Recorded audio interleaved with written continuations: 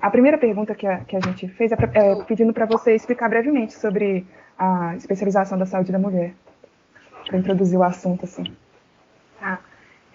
A especialização em saúde da mulher também é uma das mais recentes dentro da fisioterapia, né? Assim, ela vem ganhando mais campos de atuação, mais profissionais, né, que atuam nessa área. E por que ela surgiu? Pela necessidade da assistência às mulheres nas diferentes fases da sua vida, nas situações assim, tanto fisiológicas, como, por exemplo, a gestação, que é uma área muito forte dentro da saúde da mulher, né, a atuação na obstetrícia, e também complicações que podem surgir tanto durante a gestação, como durante o parto ou depois, trabalhar as lacerações que podem acontecer, disfunções sexuais, incontinência urinária, incontinência fecal, tendinite de túnel do carpo, enfim, tudo que pode acontecer. Então, isso seria a área de obstetrícia dentro da saúde da mulher. Uma outra área é a uroginecologia. Na uroginecologia, a gente vai ter as questões relacionadas às queixas urinárias. Ainda dentro da uroginecologia, a gente trabalha também com as disfunções sexuais. E o que seria essa atuação na disfunção sexual? Tanto assim, para a mulher entrar em contato mais com o seu corpo, se conhecer, entender quais são as zonas erógenas, o que ela gosta, o que ela não gosta, o que estimula o desejo sexual, como trabalhar a libido, que às vezes no meio desse contexto que a mulher tem 1001 funções, né? Mãe, profissional, dona de casa, ainda tem que ser gostosa, né? Então, dentro de tudo isso, às vezes fica difícil ela se encontrar nesse contexto todo. Então, a gente trabalha todas as fases, que seria o desejo, trabalhar a excitação. Então, esse desejo acontece, mas entra na relação sexual e não vai, tem dor, a penetração. Por que tem dor? Que mais? Dor pélvica crônica, que a gente tem uma taxa muito grande de mulheres que têm dor na região pélvica, que pode ser multifatorial, né? E aí, ao longo do tempo, essa mulher vai ter uma tensão em toda a região ali anterior e posterior, uma tensão muscular, às vezes que vai levar a um desarranjo da pelve, ou uma rotação, ou uma pelve mais elevada que a outra, e aí isso atrapalha a função, atrapalha alongamento, flexibilidade, tá? E então, outra questão da uroginecologia também são os prolapsos. O prolapso é quando o órgão sai do seu posicionamento e ele tende a cair. Então, a gente consegue trabalhar essa musculatura para tentar um reposicionamento desses órgãos. Quando o prolapso é muito num grau mais avançado, ou seja, já tenho... Às vezes, vocês já ouviram falar de bexiga caída? Já ouviram falar? As pessoas não têm bexiga caída, às vezes, tem mulheres que chegam pra gente, o útero está externo, é como se fosse uma bola para fora. E ela não tem indicação cirúrgica porque ela tem muito risco. Ela é cardiopata, e a pressão muito alta, enfim. Existem alguns dispositivos que chamam pessários, que a gente coloca como se fosse um anel que vai sustentar esse órgão lá dentro. Então, a fisioterapia, junto com o ginecologista, pode estudar qual é o melhor pessário, qual o ângulo, qual é o melhor modelo e cuidar da manutenção desse pessário. Então, dentro da uroginecologia seria isso.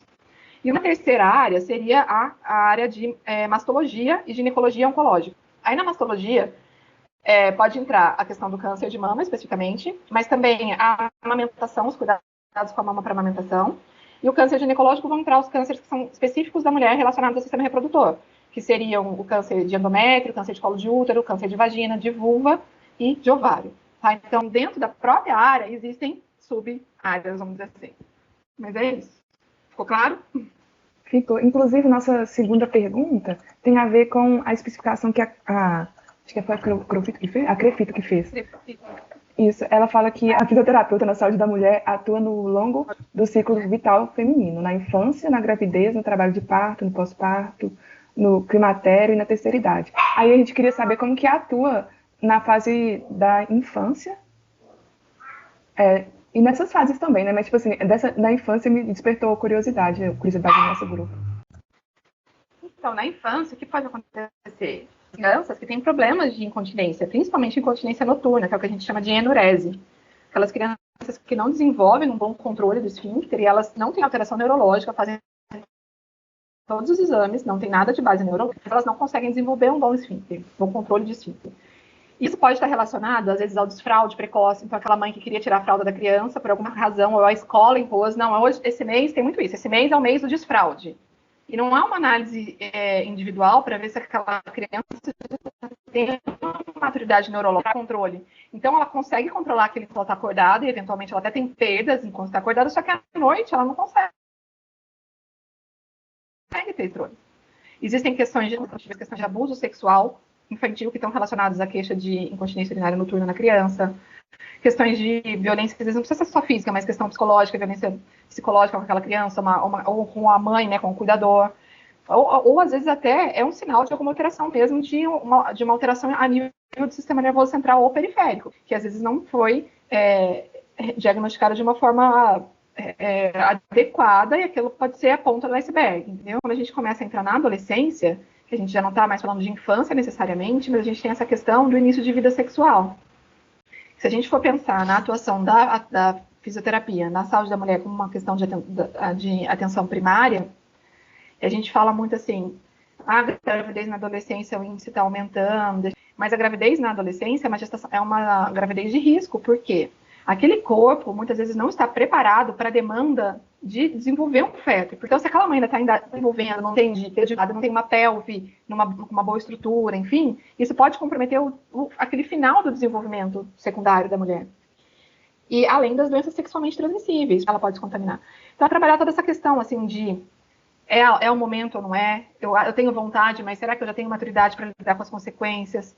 Quais são todas essas consequências? Como eu posso prevenir isso? Então, trabalhar isso na atenção primária. Chamar os adolescentes, né, para tirar essas dúvidas. E aí a gente vai acompanhando. Uma coisa que você falou que eu acabei esquecendo de falar antes, essa questão da menopausa e do climatério. Porque existem muitas manifestações que acontecem relacionadas ao climatério. Algumas são questões relacionadas à labilidade emocional, mas existem muitos fatores físicos também.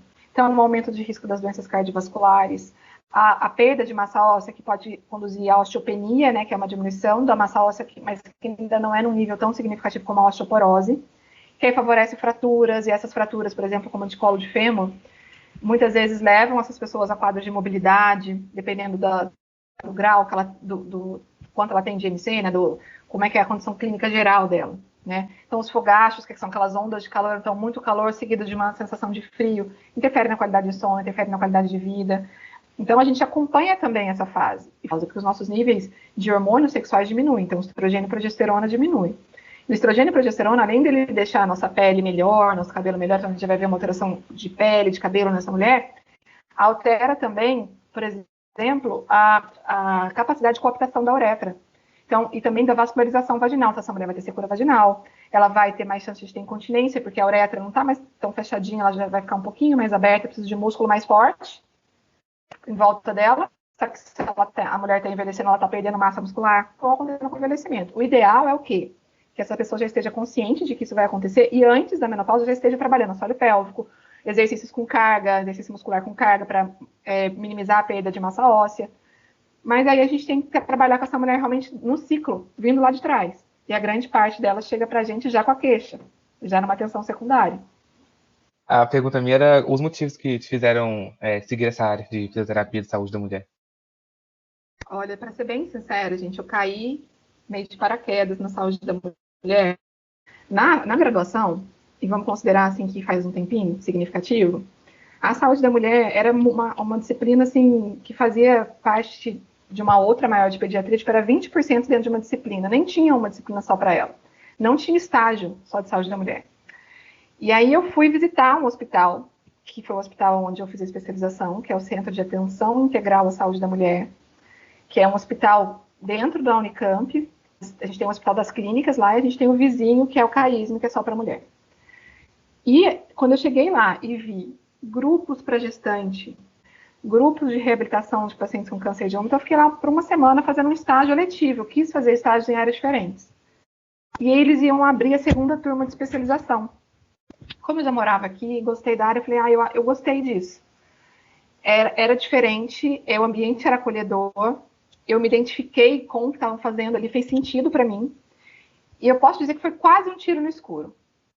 Porque, assim, porque é muito diferente, vocês vão ver, quando vocês estudam uma disciplina na teoria, às vezes vocês falam, nossa, que legal, eu vou adorar atender esse perfil de paciente. Vocês chegam lá, vocês falam, nossa, não combina comigo esse perfil, eu não estou motivada. E aí eu fui para essa área sem ter muito conteúdo teórico, porque a disciplina, como eu falei, era tímida, sem ter convivência prática, porque eu não tinha no estágio, mas eu fui, assim, eu acho que eu deixei o meu instinto falar. E me surpreendi porque, assim, a gente vê como a gente pode atuar, como a gente é importante na saúde das mulheres para elas focarem no seu cuidado. Que a gente vê de mulher negligenciando a região pélvica, Elas negligenciam, elas não falam com ninguém, elas não deixam ninguém olhar, elas não se tocam. E é uma região do corpo que sofre consequências de outras regiões ou que ela pode ser a causa de distúrbios que vão acontecer em outra região. Então, aquela mulher que tem muita dor pélvica ou mesmo que tem vaginismo, que é quando tem um aumento do tônus na região vaginal, isso não vai ficar só restrito ali. Aquilo vai gerar uma tensão muscular que vai alterar a mobilidade da pelve, que vai tracionar fáscias daquela região, que pode ter repercussão lá no pé, pode ter repercussão cervical. E por muito tempo isso foi... Não preciso saber disso, não preciso ver isso.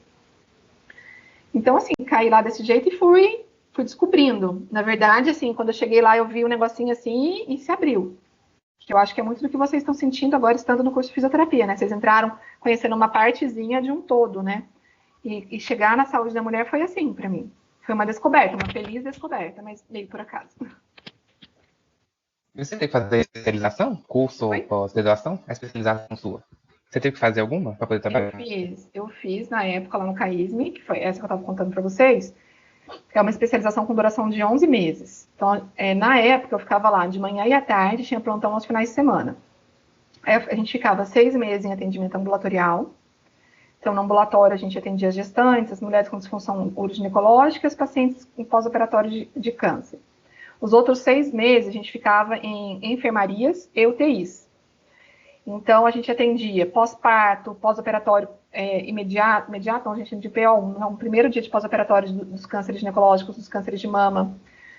Lá nós atendemos também mulheres que reinternam, porque tem uma piora do quadro oncológico, ou gestantes que internam, porque às vezes a gente tem lá, por exemplo, gestante que teve uma lombociatalgia muito significativa, gestante que tem uma alteração pressórica que precisa ficar internada para controlar, já teve gestante com AVC, gestante usuária de droga que está ali para um controle, enfim, diferentes situações durante a gestação ou no pós-parto que a gente também atende. Então, mulheres que têm muito edema na vulva depois do parto, então às vezes as mulheres têm muito edema que obstrui para a micção, que impede de sentar, que compromete a deambulação, então elas vêm para a gente tratar.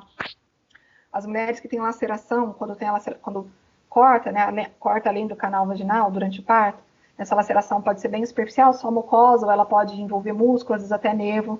Então a gente acompanha essas mulheres. Durante o parto, agora eles têm feito esse acompanhamento também. Falou a gente que eu estava lá até tão pouco tempo que às vezes eu erro o tempo verbal. Agora, a especialização, as meninas fazem acompanhamento durante o trabalho de parto e ficam acompanhando essas mulheres durante o parto.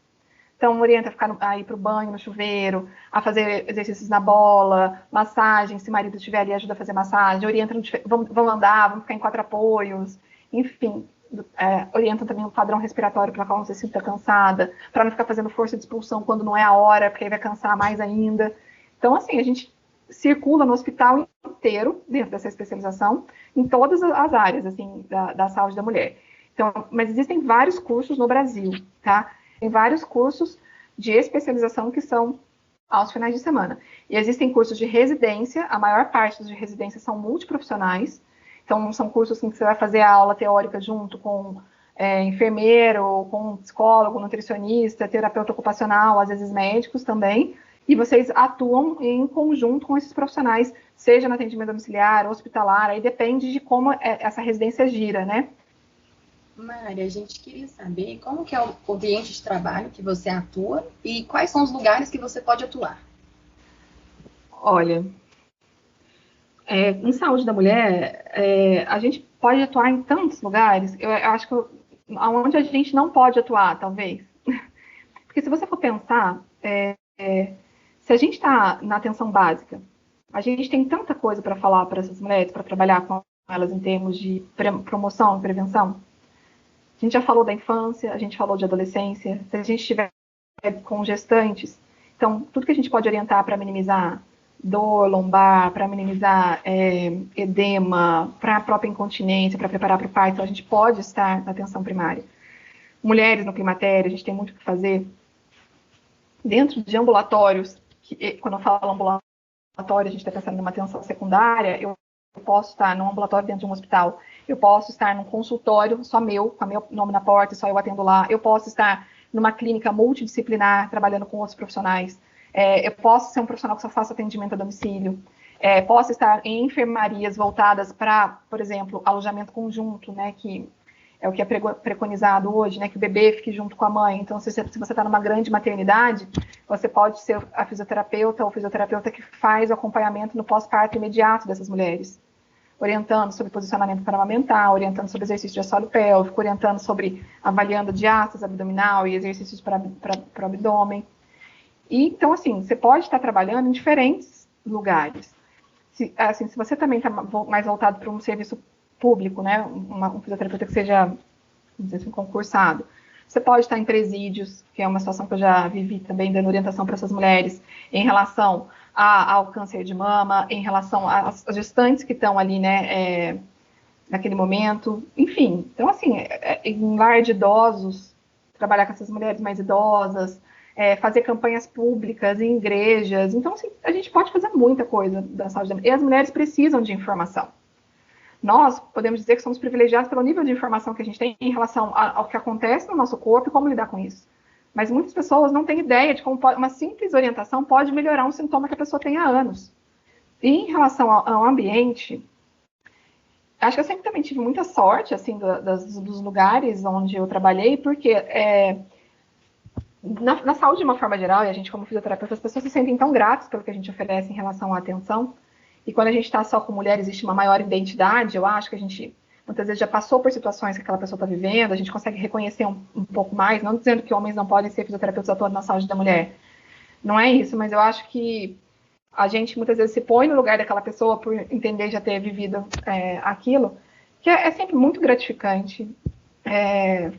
Nunca tive nenhum problema que me venha agora à cabeça, assim, em relação à tratativa com o paciente e muito menos em relação às pessoas com quem eu trabalhei.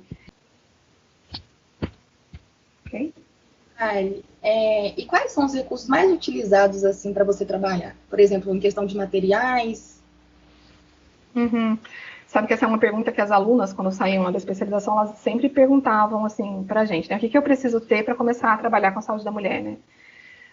Aí, assim, se a gente for pensar na obstetrícia, eu não vou trabalhar tanto eletroterapia com elas, né, com as gestantes, porque eventualmente a gente pode equivocadamente estimular alguma região que pode levar à contração uterina, enfim.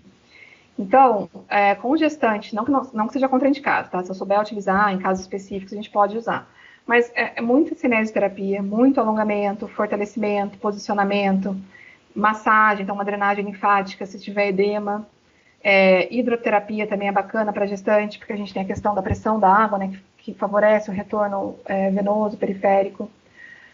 Kinesiotaping, não sei se vocês já ouviram falar, eu não tenho aqui comigo, aquela fita colorida que às vezes a gente vê atleta usando, de vôlei, por exemplo, coloca no ombro, aquelas fitas a gente pode muitas vezes usar para ajudar a posicionar abdômen para aquelas mulheres que sentem muito peso, para ajudar a drenar.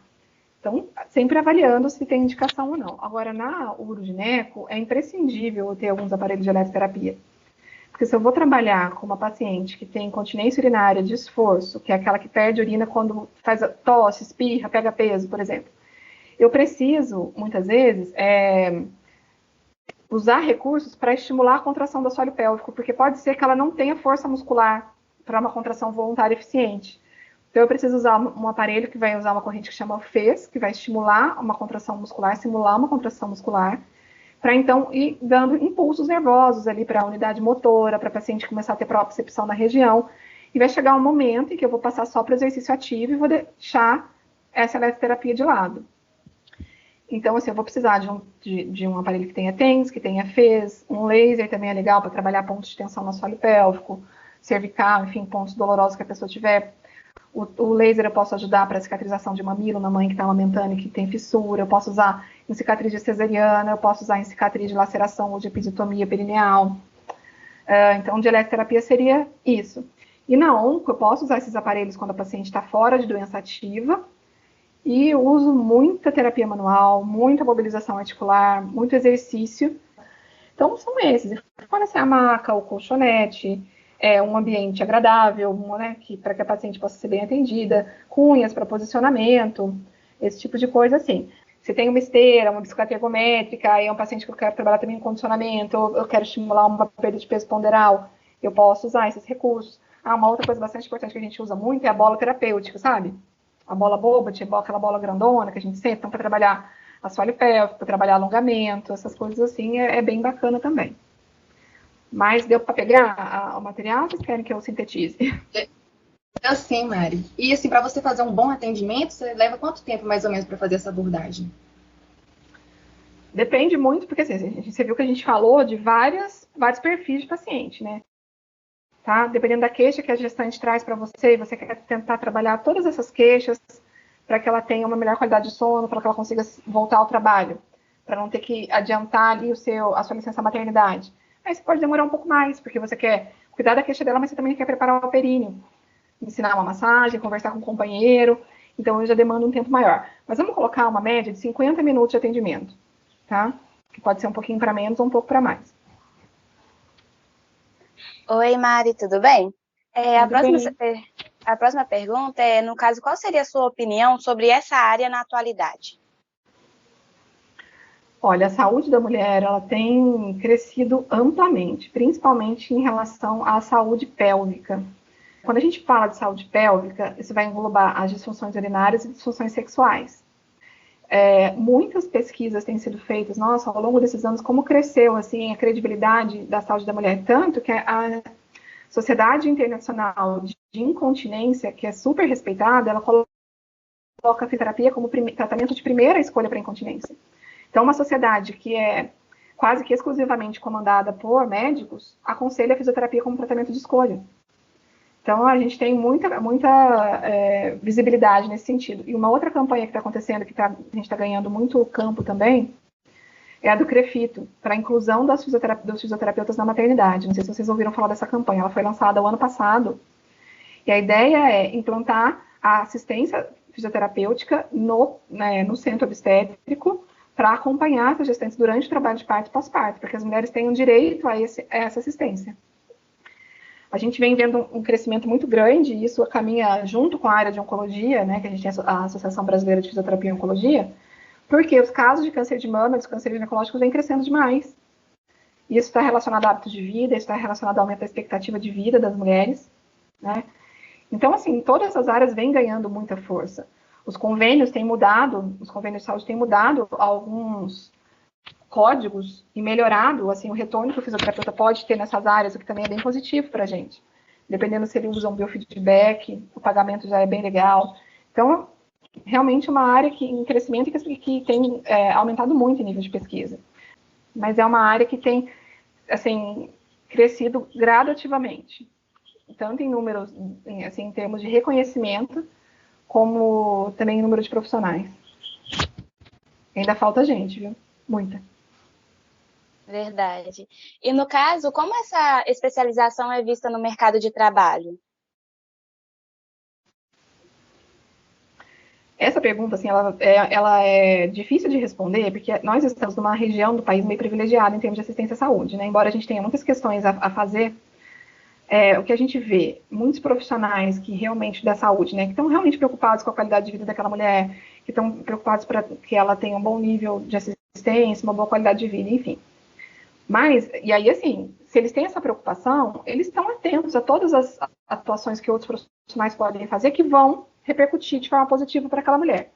Mas se a gente pensar em outras regiões do país, eu não sei responder para você, porque eu vejo uma representatividade da saúde da mulher pequena, ainda em outras regiões. A gente teve muitos alunos do Norte e Nordeste aqui, então muita gente que vinha de lá, porque lá não tinha onde fazer especialização e não tinha muito profissional. E essas meninas que voltaram para lá, elas estão se dando muito bem. E elas estão fazendo propostas, assim, junto com a Secretaria de Saúde, mudando mesmo algumas coisas, porque elas vão para lá sendo como se fossem mensageiras da atenção à saúde da mulher, onde elas estão. E mesmo se a gente pegar as capitais, como pega Belo Horizonte, e pergunta para as mulheres se elas já ouviram falar de fisioterapia em saúde da mulher, para a população de uma forma geral. Muitos desconhecem, e alguns fisioterapeutas no mercado também nem entendem. Eu sei o que é, então fala para mim. Às vezes não sabe.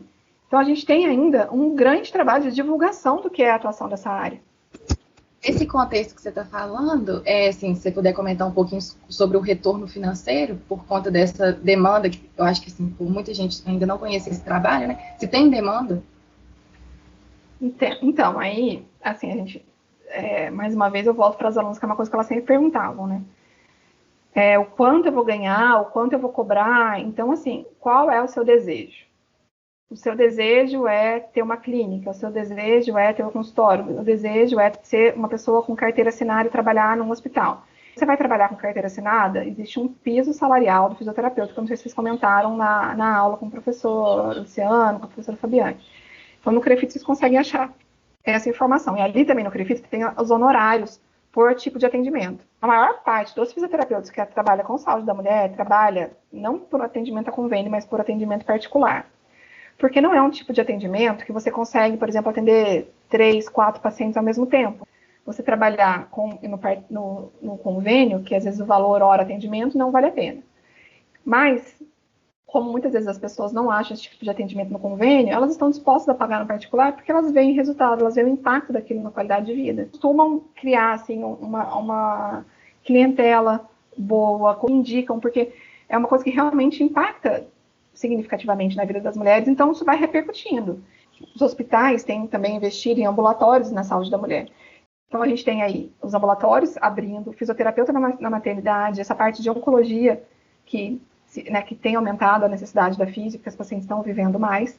Então é um mercado promissor, como toda e qualquer área que a gente for escolher, a gente tem que se preparar, estudar, ter paciência, insistir no negócio, traçar um bom plano também. Qual que é o seu propósito? O que eu tenho que fazer para chegar lá? Porque ninguém vai ficar na sala esperando alguém chegar. Então, o networking, o trabalho em equipe.